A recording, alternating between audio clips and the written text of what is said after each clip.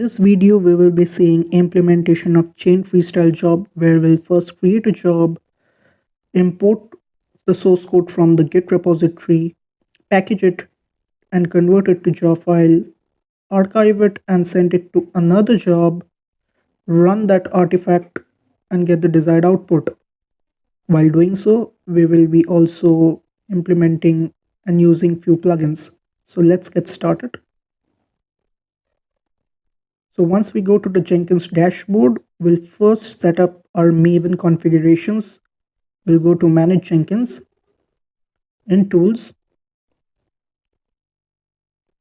we'll go down and select the Maven installations and add Maven, where we'll be selecting the version, the latest version.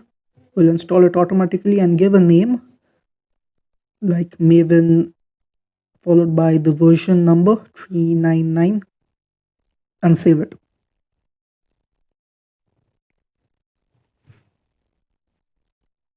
Once done, we'll next install a plugin that is copy artifact. We'll go to the plugin and search it by the name copy. Just by typing copy, we'll get copy artifact populated. Here it is, and we'll check it and install. Once the installation is complete, we'll straight away jump to the dashboard in order to create our first job. Once it's done, yes. Now we'll go to the dashboard and create a new freestyle job.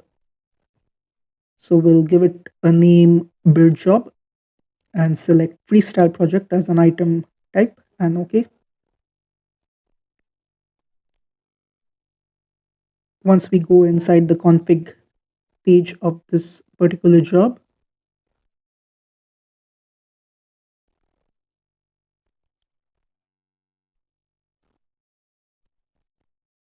we'll go down and put a permission to copy artifact and write the name of the project which would be allowed to copy artifact. We will give the name deploy job, which we will be creating right after this. Since it is not present right now, it's showing no items, so we'll keep it as it. And in the source code management, we'll be selecting Git. I have a particular repository, public repository, which I have created, and I'll be sharing it in the video description. So I'll copy it and go to the config page and add the repository URL. Since it's a public repository, we don't need any credentials. So we'll scroll down and edit the branch name. In Git, it's always main instead of master. So we'll edit it. Once done, we will go to the build steps and we'll add the build step. We will select invoke top level Maven targets, selected, and select the Maven version which we have installed. That is Maven 399. And in the goals, we'll write clean and package.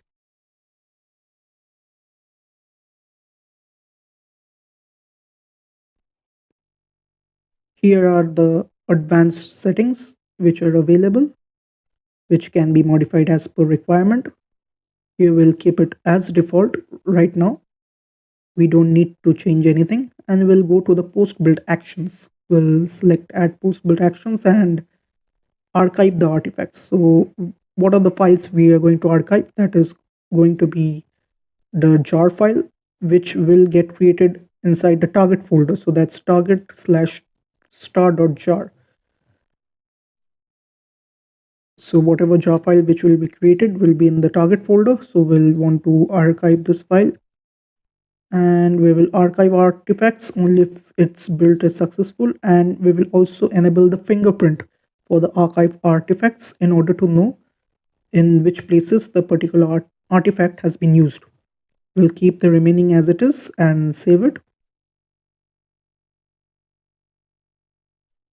Now we'll go to the dashboard and create another new job that is going to be the deploy job, which is going to run the jar file.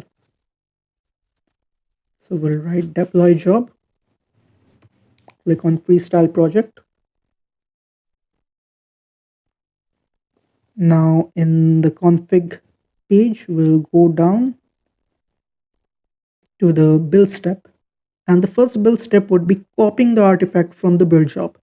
So there is copy artifacts from another project. We'll write the name of the project, that is build job.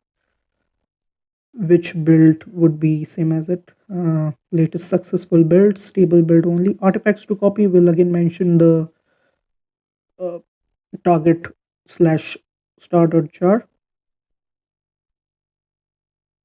and fingerprint artifacts will be enabled. And we are going to add another step, that is the command. That is, we are going to write java -jar target slash, and the name of the project, the application is hello world 1.0, the version snapshot.jar.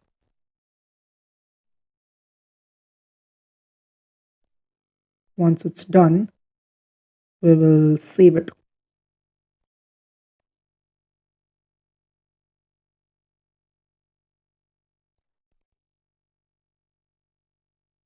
And one more thing we need to add, that is in the build job, we'll go back to the build job, and in the post build actions, we have to add triggering this deploy job once this gets successfully built. So we'll go to the build job config page, write down add post build action. We'll add another post build action, that is going to be the triggering of the deploy job. So that is build other projects. Yep. Build other projects. So we are going to build deploy job as soon as build job gets successfully built. Trigger only if built is stable, so we can choose it as per our requirement. Save it, and now we can run it. We'll select build now, and we can see the first job, the build job is running. It's in progress. We'll go to the build job number and console output, and here we can see it is accessing the git repository, fetching the repository, and I think it's going through the Maven installation files, and here it's reading the pom.xml. So we'll skip this part and come back once it's done. So once it's done, it's seen archiving artifacts, recording fingerprints, now triggering a new build of deploy job. We'll click on it, deploy job, and we can see that it's running in deploy job, and I think it's already done. Deploy job has already successfully implemented. So we'll go to the console output. As you can see, it has used our artifact and it has run the java command, and we can see the output, hello world. So this is basically it. We'll also see the artifact which has been used and its fingerprint in order to see the utilization of fingerprints. So we'll go to deploy job once more, go to the task, we'll select on the task. Yeah, here we can see fingerprints. Here we can see the file name for which fingerprint was enabled. So we can see original owner was build job. Here we can see this particular file has been used in these two jobs, and also the job number is also mentioned. So what we'll do is we'll install one more plugin which we'll be utilizing in order to have a better visual experience. We'll go to the dashboard once more, go to manage Jenkins, and here we'll be installing a plugin. We'll click on plugins and we'll go to available plugins, and we'll be searching by the name yet another build visualizer. So it helps a better visual understanding of the jobs, and it's chain freestyle jobs. So once it's successfully downloaded, we'll go back to the build job and run it once more. And once we run it, you'll get to know what I'm talking about. I'll just go to the build job, and here you can see.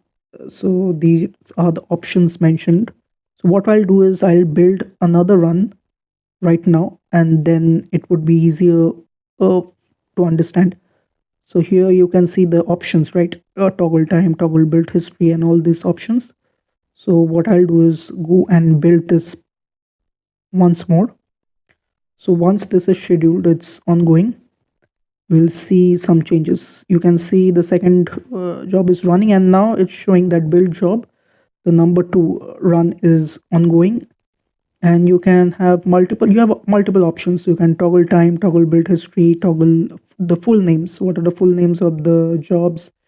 You can toggle the upstream builds. What are the upstream builds for this? You can have a flattened graph, and once this particular job gets built, you can see automatically the deploy job. Yeah, right now you can see for the number 2 run, the deploy job is ongoing, and you can click as per your requirement here. Flatten graphs, the toggle build history, like this. And this is how you're going to use this particular plugin, so that you can have a better understanding of your chained projects. Here you can see the multiple options, and that's how you work with a chained freestyle job. So thanks for watching. In the next video, we'll see more about chain freestyle jobs and pipelines. Thank you.